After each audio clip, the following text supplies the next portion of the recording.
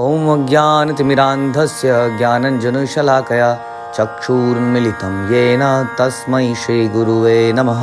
ॐ नमो भगवते वासुदेवाय। ॐ नमो भगवते वासुदेवाय। ॐ नमो भगवते वासुदेवाय।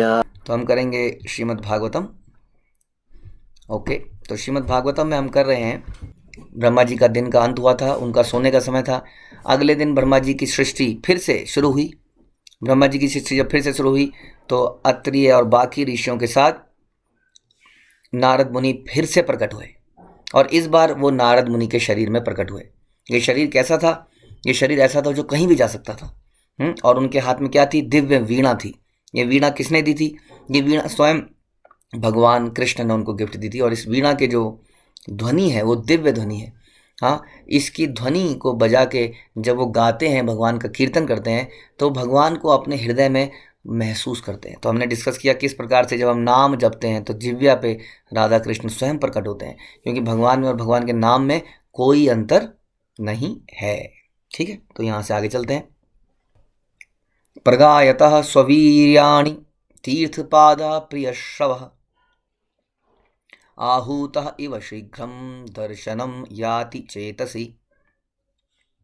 जो ही मैं भगवान श्री कृष्ण की सुमधुर महिमा का, एक सेकंड, शायद मैं पीछे चला गया। हाँ, ये पीछे चला गया, सॉरी, 34 से करना था।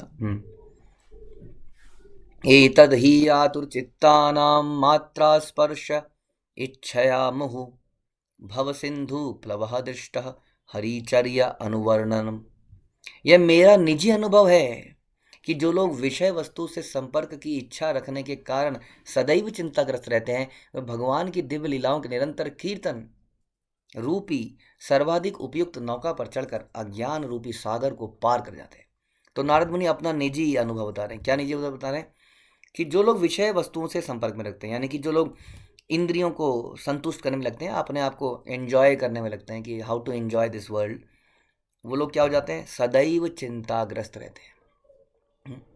सदैव चिंताग्रस्त रहते हैं, क्योंकि डिज़ाइन इस तरह से बनाया गया संसार में कि यदि आपको इतना सा सुख मिलेगा तो इतना सारा उसके लिए एफर्ट करना पड़ेगा, इतना सारा दुख भी आएगा। तो इसलिए अक्सर वो चिंताग्रस्त ही रहते हैं। वे भगवान की दिव्य लीलाओं के निरंतर कीर्तन रूपी सर्वाधिक उपयुक्त नौका पर, नौका क्या है? अज्ञान रूपी सागर को पार कर सकते हैं। ये सारा दुख हमारे जीवन में क्यों है? क्योंकि वो अज्ञानी है। वो नहीं जानते हैं कि हम वास्तव में आत्मा है और हमें इंद्रियों के विषय वस्तुओं से संतुष्टि प्राप्त नहीं होगी। यानी कि ये जीव क्या है? ये जीव एक इंद्री है ना। अगर इस जीव को हम सेटिस्फाई करने का प्रयास करेंगे तो जीव जो है शरीर का पार्ट है, यह आत्मा का पार्ट नहीं है। इस प्रकार से हमें संतोष संतुष्टि प्राप्त नहीं हो पाएगी, हमें और व्याकुलता बढ़ती जाएगी, जैसा बता रहे हैं, चिंताग्रस्त रहेंगे। लेकिन यदि हम इस अज्ञान को दूर करें, हाँ, और हम समझें कि हम आत्मा हैं, भगवान के नित्य दास हैं, तो ऐसा पॉसिबल है कि हम संतुष्ट हो जाएं। लेकिन उसके लिए क्या करना पड़ेगा? उसके लिए भगवान की दिव्य लीलाओं के निरंतर कीर्तन श्रवण करना पड़ेगा। और ये एक नौका की तरह बताया गया। भगवान का ये जो दिव्य लीलाओं का नाम का श्रवण कीर्तन है, एक नौका की तरह है, जिस नौका पर बैठ के आप समुद्र को भी पार कर सकते हो। और ये समुद्र है अज्ञानता का समुद्र। तात्पर्य में श्रील प्रभुपाद बताते हैं कि जीव का लक्षण यह है कि वह थोड़े समय के लिए भी मौन नहीं रह सकता। कुछ ना कुछ करता है, कुछ ना कुछ सोचता है, कुछ ना कुछ बोलता है। जैसे कि हमने भगवद गीता में सुना कि we must engage in some activity, some service. सामान्य रूप से भौतिकतावादी लोग ऐसे विषयों के बारे में सोचते हैं, बातें करते हैं जो उनकी इंद्रियों को तुष्ट करते हैं टेम्परेरीली। जैसे मैंने बताया, जीभ को संतुष्ट करता है, कान को संतुष्ट करता है, नासिका को, आँख को। लेकिन ये सब क्या है? ये सब इस भौतिक शरीर का पार्ट है, आत्मा का पार्ट नहीं है। चूँकि ये सारी बातें बहिरंगा शक्ति से प्रभावित हैं, प्रभावश की जाती हैं, यानी कि भगवान की एक्सटर्नल एनर्जी, यानी कि माया शक्ति जो संसार को चलाती है, भौतिक संसार को। इसलिए इंद्रियों के कार्यों से उन्हें तुष्टि नहीं मिलती है। कैसे मिलेगी? क्योंकि वो स्वयं तो आत्मा है। उल्टे वो और चिंता में पड़ जाते हैं। यह माया कहलाती है। माया का मतलब क्या है? वह जो नहीं है, इल्यूजन जो नहीं है, हमें वो सत्य लगता है, इसी को हम माया कहते हैं। अतएव नारद मुनि अपने निजी अनुभव बताते हैं कि ऐसे हताश लोगों को तुष्टि भगवान की लीलाओं के श्रवण कीर्तन से हो सकता है। बात केवल इतनी सी है, प्रभुपाद बता रहे हैं कि विषय वस्तु बदलनी है बस। ना तो कोई किसी जीव को सोचने से रोक सकता है, ना अनुभव करने से, ना चाहने से, ना कई लोग कहते हैं कि शून्य कर दो, सारे विचार शून्य। This is not possible. जैसा अभी हम बता रहे थे गीता में भी कि हमें भी मस्ट एंगेज इन समथिंग, सोचना, कुछ ना कुछ चिंतन करने का विषय है। देखिए सेवा चिंतन की भी हो सकती है ना। आपको किसी फेस्टिवल के लिए, यात्रा के लिए प्लानिंग का काम दे दिया, तो आप चिंतन कर रहे हैं उसमें को, आप एक्चुअली में कुछ नहीं कर रहे हैं लेकिन चिंतन कर रहे हैं।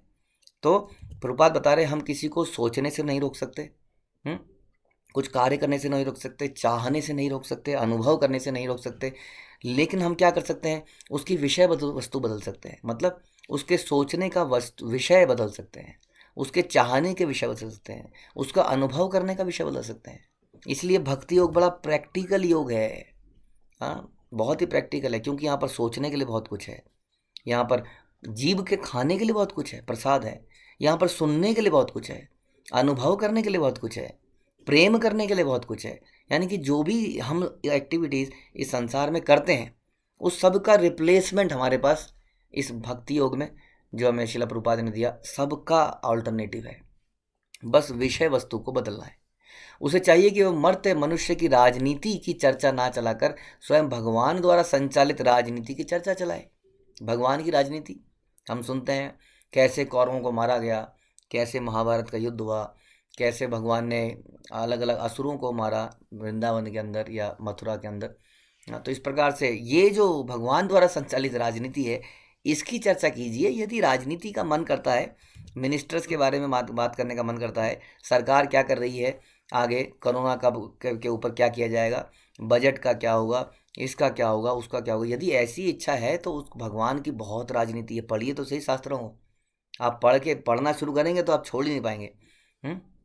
ऐसी ऐसी चीज़ें हैं, तो उसके बारे में चर्चा कीजिए। वह सिनेमा पात्रों के कार्यकलापों के रूप में रुचि ना दिखाकर भगवान के उनके नित्य पार्षद गोपियाँ लक्ष्मियों के साथ लीलाओं को ध्यान दें। तो ये बदल सकते हैं। बड़ा अच्छा लगता है कि इस एक्ट्रेस की कौन सी नई पिक्चर आ रही है, इस एक्टर ने अभी कौन सी नई पिक्चर बनाई, हाँ, है ना, ये इसमें इसमें इसको ये रोल मिला है, इसमें इसको डबल रोल मिला है, इसमें इसको ये हो जाएगा, ये पहले ही मारा जाएगा। सुना है आमिर खान जो है महाभारत बनाई जा रही है, उसमें रोल लेने वाला है, पता है तेरे को, ओ सी ही सो क्यूट। तो यहाँ बताया जा रहा है कि ऐसी चीज़ों के बारे में इसको विषय को रिप्लेस कीजिए। He is not so cute. जब वो सवेरे टॉयलेट में फ्लश करके आता है तो बदबू ही आती है उसके टॉयलेट से, खुशबू नहीं आती है। हाँ, ये तो वो थोपड़ों में जो पोत दिया जाता है, ऐसे कपड़े पहन लिए जाते हैं, तो हमें लगता है ये तो दिव्य हैं, देवता हैं, देवता। हाँ, ये चलचित्र जो है, देवता स्वयं नाच रहे हैं, गा रहे हैं, ऐसा नहीं है।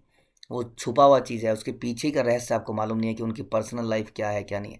इसलिए यदि क्यूटेस्ट चीज़ को देखना है तो वो कृष्ण है, the most beautiful person, the most powerful person. Krishna की ऐसी बहुत सारी लीलाएं हैं अपनी गोपियों के साथ। यदि आपको ये बहुत अच्छा लगता है, रोमांटिक डांस आपको अच्छे लगते हैं, तो क्यों ना हम ऐसे विषयों के बारे में सुने, लेकिन उसके लिए पहले अधिकार प्राप्त करें।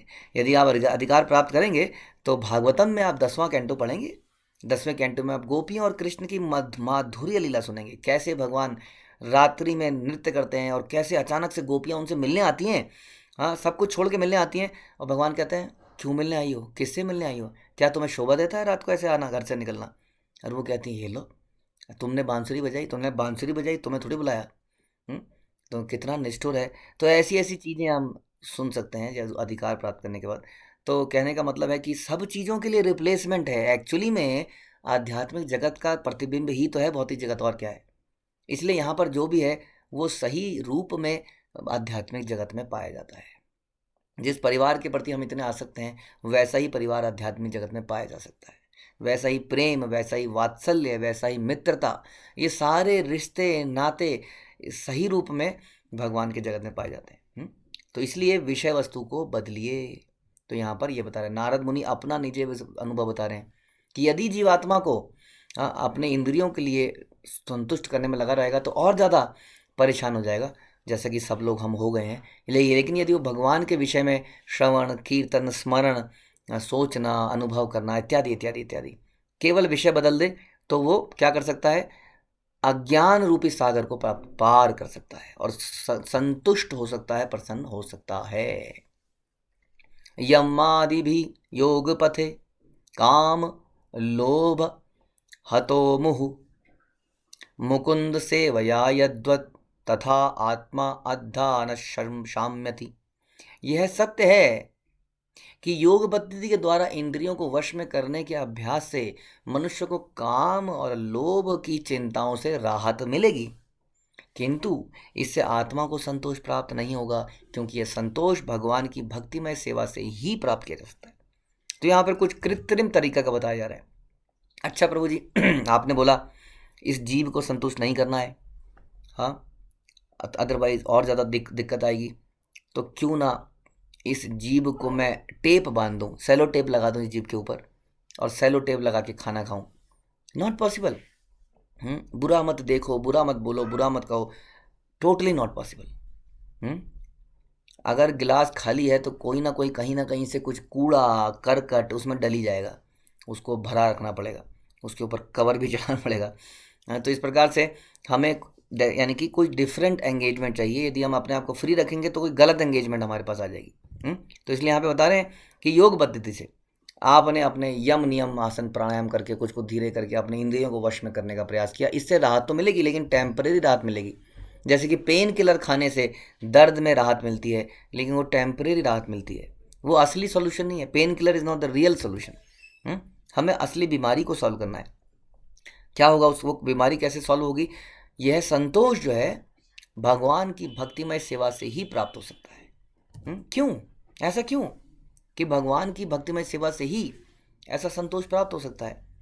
ऐसा इसलिए क्योंकि हम नित्य कृष्णदास हैं। जैसा हमने शुरू में बताया था, हमारा रोल एंड रिस्पॉन्सिबिलिटी ही यही है, हमारी क्वालिफिकेशन ही यही है, हमारी उपाधि ही यही है। इसलिए जब हम अपनी क्वालिफिकेशन उपाधि के अनुसार काम करते हैं तो संतोष प्राप्त होता है आत्मा को। तो यहाँ पे बता रहे हैं और कोई तरीका नहीं। कृत्रिम तरीकों से यदि आप बोलोगे कि मैं जीभ पे टेप बांध लूँगा, कान में कोई रुई डाल लूँगा, इस तरीके से नहीं हो पाएगा, क्योंकि काम का काम ही है सुनना, जीभ का काम है बोलना और स्वाद लेना। इसलिए इसको स्वाद देना पड़ेगा, कान को कुछ सुंदर चीज़ देनी पड़ेगी सुनने वाली, लेकिन वो भगवान का भजन कीर्तन, मुंह में भगवान का प्रसाद, हाँ, आँखों को कुछ सुंदर क्यूट क्यूट देखना ही है। और वो क्यूट जब कृष्ण का विग्रह दिखता है, हाँ, भगवान की लीलाएं दिखती हैं, तो उसकी आंखें संतुष्ट हो जाती हैं। अदरवाइज आंखें बंद करने से काम नहीं चलेगा। आप अपने बच्चों को बोलोगे खबरदार जो इधर उधर देखा तो, खबरदार जो पिक्चर देखी तो, खबरदार तो तूने यूट्यूब देखा तो, खबरदार तो तूने ये किया तो, कब तक रोकोगे? नहीं रोक पाओगे, क्योंकि वो ये सब करेगा ही। इसलिए उसको फिल करना पड़ेगा कृष्ण भावनामृत से, तब जाके उसको संतुष्टि प्राप्त होगी। तो इधर उधर भटकेगा नहीं, मूवी नहीं देखेगा। भगवान मुकुंद की सेवा करने से इंद्रियां दिव्य रूप में सेवा में लग जाती हैं, लगी रहती हैं। इसी प्रकार उनके इंद्रिय तुष्टि में लगने का अवसर ही नहीं रहता, क्योंकि वो निरंतर भगवान की सेवा में लगी रहती हैं।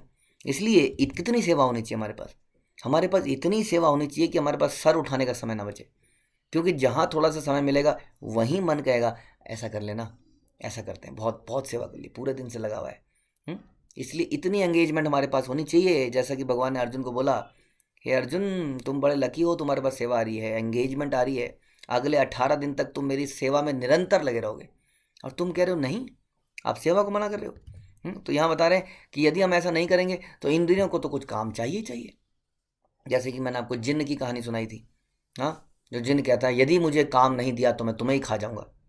इसलिए कृत्रिम ढंग से उसे रोक नहीं सकते आप, क्योंकि जो ही भोग का कोई अवसर मिलेगा त्यों ही सांप जैसी इंद्रियां अवश्य उसका लाभ उठाएंगी।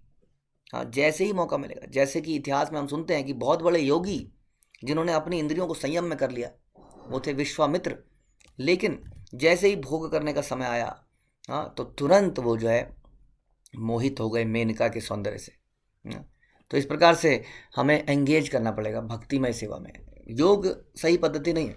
इसका एग्जाम्पल मिलता है हरिदास ठाकुर से, कि हरिदास ठाकुर के जीवन में भी इसी प्रकार से एक समझ लीजिए एक बहुत ही सुंदर स्त्री आई उन्हें मोहित करने के लिए, उनकी तपस्या भंग करने के लिए। लेकिन हरिदास ठाकुर क्योंकि भगवान का नाम जप कर रहे थे, भगवान के भक्तिमय सेवा में लगे थे, इसलिए वो बड़ी आसानी से उस लेडी को अवॉइड कर पाए, लेकिन विश्वामित्र नहीं कर पाए। तो भक्ति योग में इतनी ताकत है, जो कि दिखने में बड़ा सिंपल है, और योग लगता है दिखने में कुछ तो किया।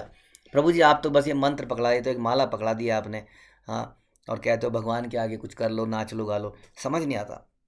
लेकिन ये समझ में आता है उंगलियों को ऐसे ऐसे करके ओम, कुछ कुछ और कुछ मंत्रों का उच्चारण, ये कुछ समझ में आता है, आपका तो समझ में नहीं आता है। तो हम क्योंकि कॉम्प्लिकेटेड है ना, ऐसा कभी आपके साथ हुआ होगा, मेरे साथ तो हुआ है बचपन में। कई बार कोई आसान सा क्वेश्चन पेपर में आता था, हम कहते थे नहीं नहीं नहीं, कुछ पूछा जा रहा है, कुछ डिफरेंट पूछा जा रहा है, इतना आसान क्वेश्चन कैसे हो सकता है। हम उसमें कोई कोई लॉजिक लगा देते हैं ऊट पटांग, क्योंकि हम नेचर में ही यही है ना कॉम्प्लिकेशन। तो सरल चीज़ है, भक्ति बहुत सरल विषय है, लेकिन बड़ा इफेक्टिव है। जैसा आपने सुना हरिदास ठाकुर और विश्वामित्र का कंपैरिजन, जो विश्वामित्र नहीं कर पाए वो एक साधारण से नाम जपने वाले हरिदास ठाकुर ने करके दिखाया। हम्म? सर्वं तत् इदम् आख्यातं यत् पृष्ठः अहं त्वया अनघ जन्म कर्म रहस्यम मे भवता च आत्मतोषणम। हे व्यासदेव, तुम समस्त पापों से मुक्त हो। इस तरह जैसा तुमने पूछा उसी के अनुसार मैंने अपना जन्म तथा आत्म साक्षात्कार के लिए किए गए कर्मों की व्याख्या की। यह तुम्हारे आत्म संतोष के लिए भी लाभप्रद होगा। हम्म? तो ये आप जानते हैं कि ये नारद जी ने अपनी जीवन की कथा बताई, किस प्रकार उन्हें उन साधु मिले, उनकी सेवा करी, उनकी माँ का देहांत हो गया, उसके बाद जंगल में तपस्या करने गए, भगवान मिले, उसके बाद भगवान के ध्यान में लग गए, फिर समय आने पर मृत्यु प्राप्त हुई, उसके बाद दोबारा नारद मुनि बन के आए, उसके बाद निरंतर भगवान की भक्ति में लग रहे, और उपदेश देते हैं कि जो व्यक्ति भगवान की भक्ति करता है, सेवा करता है, उसी को संतोष प्राप्त होगा, क्योंकि ये आत्मा का विषय है। जो इंद्रियों को तुष्ट करेगा वो असंतुष्ट रहेगा। तो ये कह के वो दोबारा नारद मुनि व्यासदेव के पास आते हैं कि हे व्यासदेव, जैसा तुमने पूछा था मेरे बारे में, मैंने सब कुछ बताया।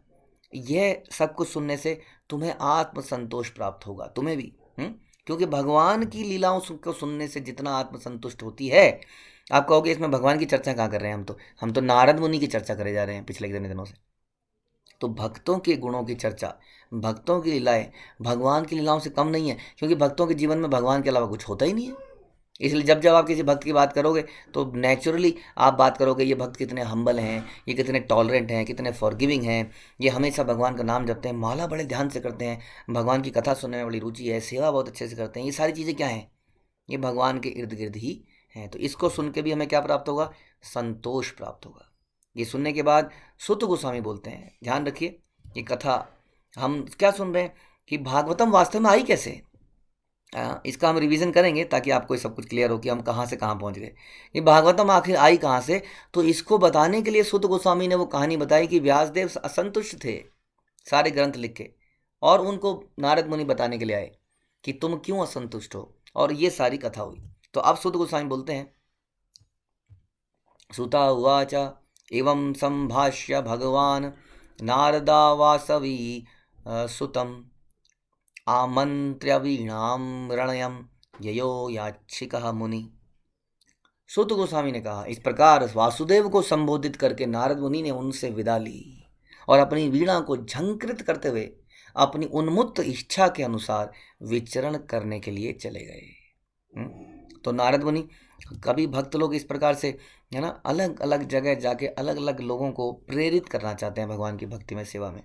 तो नारद मुनि इसलिए सारे संसार में, आध्यात्मिक जगत में भी जाते हैं बीच बीच में, और इस संसार के अलग अलग ब्रह्मांडों में घूमते रहते हैं, हाँ, और हर किसी को एनलाइटन करते रहते हैं। तो उन्होंने विदा ली, और विदा लेते ही क्या किया, हाँ, वेट नहीं किया कि चलो बहुत हो गया, प्रीचिंग कर लिया, अब थोड़ा सा रेस्ट ले लें।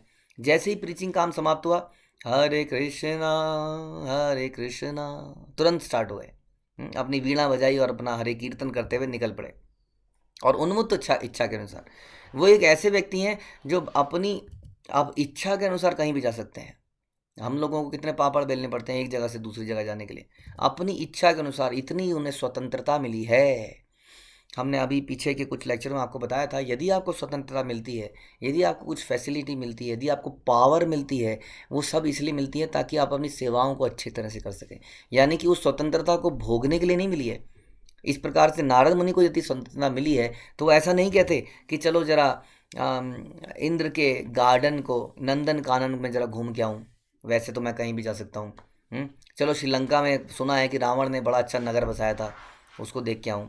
चलो ज़रा मलेशिया देख के आऊँ, चलो कहीं पे ट्विन टावर देख के आऊँ, चलो ज़रा नाइग्रा फॉल्स को देख के आऊँ। ऐसा नहीं है। उस स्वतंत्रता को भी वो भगवान के चरणों में रखते हैं और उन्हीं की सेवा करते हैं। इस प्रकार हमें यदि कोई कला मिलती है, स्किल मिलती है, पावर मिलती है, कुछ भी योग्यता मिलती है, उसको हमें क्या करना है, उस स्वतंत्रता को, उस सारी चीज़ों को भगवान की सेवा में लगाना है, जैसा कि नारद मुनि ने लगाया। तो उन्होंने कभी भी इन चीज़ों का दुरुपयोग नहीं किया। देवर्षि नारद धन्य है। अहो देवर्षि धन्य अयम यत कीर्तिम शाग्र धन्वन गायान माद्यान इदम तंत्र्या रमयति यातुरम जगत। देवर्षि नारद धन्य हैं क्योंकि वे भगवान की लीलाओं का यशोगान करते हैं, और ऐसा करके वे स्वयं तो आनंद लूटते ही हैं और ब्रह्मांड के समस्त संतप्त जीवों को भी अभिप्रेरणा प्रदान करते हैं। तो भक्ति का इतना फायदा है। देखिए, एक पंथ दो गाय, मैं आप लोगों को ये पढ़ के सुना रहा हूँ, इससे आपका लाभ हो रहा है, लेकिन इससे मेरा भी लाभ हो रहा है। हाँ, ऑल विन। हाँ, विन विन सिचुएशन। कितना ऐसा कहीं संसार में मिलता है। हम किसी को देते हैं तो मेरे पास कम हो जाता है, इसलिए लोग छुपा के रखना चाहते हैं अपने पैसे को, अपनी हर चीज़ को। यहाँ पर ये ऐसा है कि इसको जितना तुम्हें दिया तो तुम्हें भी फायदा हुआ, उल्टा मुझे भी फायदा हुआ, तुम्हारा भी बढ़ा, आपका भी बढ़ा और मेरा भी बढ़ा।